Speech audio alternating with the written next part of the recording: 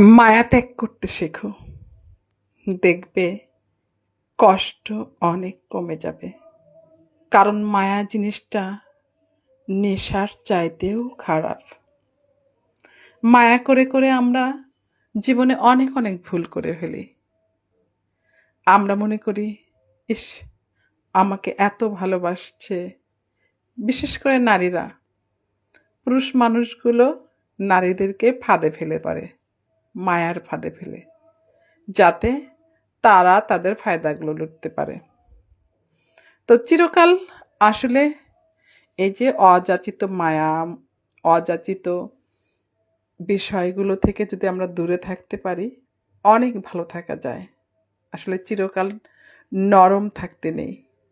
নরম থাকলেই মায়াগুলো এসে ভর করে।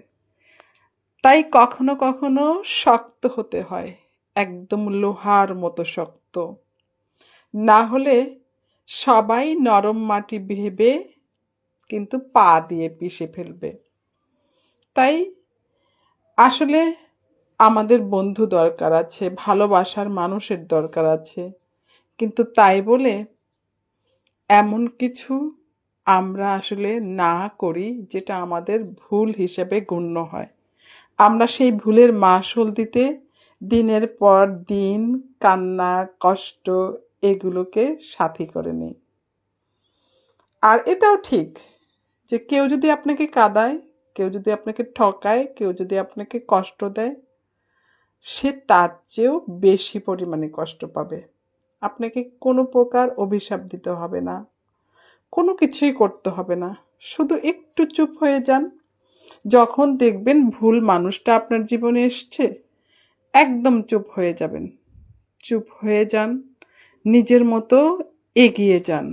এগিয়ে যান, কেউ আপনাকে পিছিয়ে দিতে পারবে না। কারণ পিছিয়ে দেওয়ার জন্য আপনাকে কোনো মানুষ সৃষ্টি হয়নি। আপনাকে এগিয়ে নিয়ে যাওয়ার জন্য আল্লাহ রাব্বুল আলামিন আছে। আল্লাহ রাব্বুল আলামিনের কাছে আপনি আপনার কষ্ট, দুঃখ সব জানান, দেখবেন তিনিই সমাধান দেবেন। আর কাজ করেন, শক্ত থাকেন, হাল ধরে থাকেন, আল্লাহ তাআলাই আপনাকে এগিয়ে নিয়ে যাবেন।